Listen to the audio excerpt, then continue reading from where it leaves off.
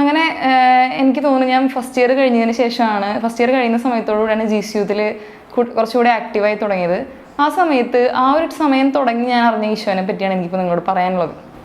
അതുവരെ എനിക്ക് എൻ്റെ ഈശോ എൻ്റെ കാര്യങ്ങളോ ആവശ്യങ്ങളോ സാധിച്ചു തരുന്നൊരു ഈശോ ആയിരുന്നെങ്കിൽ, പിന്നെ ഞാൻ കണ്ടത് ജീവനുള്ളൊരു ദൈവത്തെയാണ്. എൻ്റെ കൂടെ നടക്കുന്ന, എൻ്റെ കൂടെ ആയിരിക്കുന്ന, എന്നെ പഠിപ്പിക്കുന്ന, എന്നെ സ്നേഹിക്കുന്ന, എന്നെ ഓരോ കാര്യത്തിലും സപ്പോർട്ട് ചെയ്യുന്നൊരു ദൈവത്തെ ഞാൻ പിന്നീട് കണ്ടു. ഞാൻ എൻ്റെ കോളേജ് ലൈഫിൽ ഞാൻ പറഞ്ഞു ഞാനൊരു ആയുർവേദ ഡോക്ടറാണ്. ഞങ്ങൾ ആയുർവേദത്തിൽ പഠിക്കുന്ന സമയത്ത് നമുക്ക് സ്വാഭാവികമായിട്ട് എനിക്കിത് പഠിക്കാൻ ഭയങ്കര ബുദ്ധിമുട്ടുണ്ടായിരുന്നു. പക്ഷേ അച്ഛൻ പോയിന്റ് ദൈവം എന്നെ പിന്നെയും പിന്നെയും ആ ഒരു ശാസ്ത്രത്തിലൂടെ നയിക്കുകയും എനിക്ക് വേണ്ടി ശരിക്കും ഈശോ എനിക്കത് തിരഞ്ഞെടുത്ത് തന്നതാണ് എന്നുള്ളൊരു ബോധ്യത്തിലേക്ക് ഈശോ എന്നെ കൊണ്ടുവരികയും ചെയ്തു. അതിനുശേഷം ഞാനിപ്പോൾ പഠിക്കാൻ തുടങ്ങി. കുഴപ്പമില്ലാതെ ആ സബ്ജക്റ്റുകളൊക്കെ ഇഷ്ടപ്പെട്ട് പഠിക്കാൻ തുടങ്ങി.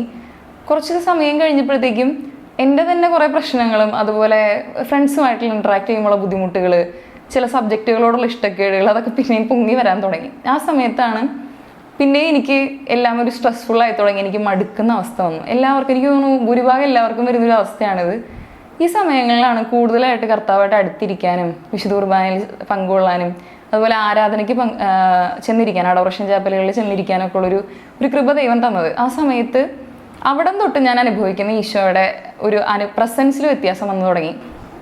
എനിക്കറിയാം, ഇപ്പോൾ നമ്മൾ ജസ്റ്റ് സ്വർഗസ്നായ നന്മ നിറഞ്ഞ പറയുക ചൊല്ലുമ്പോൾ അതൊരു വാക്കിൽ മാത്രമായി പോവാതെ പകരം ആ ഒരു വാക്കുകളിലുള്ള ദൈവത്തെ അനുഭവിച്ചറിയാൻ തുടങ്ങി. ഞാനൊരു ഫസ്റ്റ് ഇയറിൽ പഠിക്കുന്ന സമയത്ത് ഇങ്ങനെ അഡോറേഷനൊക്കെ ചെന്നിരിക്കുമ്പോൾ ഇതൊരു ജീവിക്കുന്ന ദൈവമാണെന്നും എനിക്ക് ജീവിക്കാൻ ഈ ദൈവം വേണം എന്നുള്ളൊരു റിയലൈസേഷനിലാണ് എൻ്റെ ഒരു സ്പിരിച്വാലിറ്റി ഫെയ്ത്ത് വളരാൻ തുടങ്ങിയത്.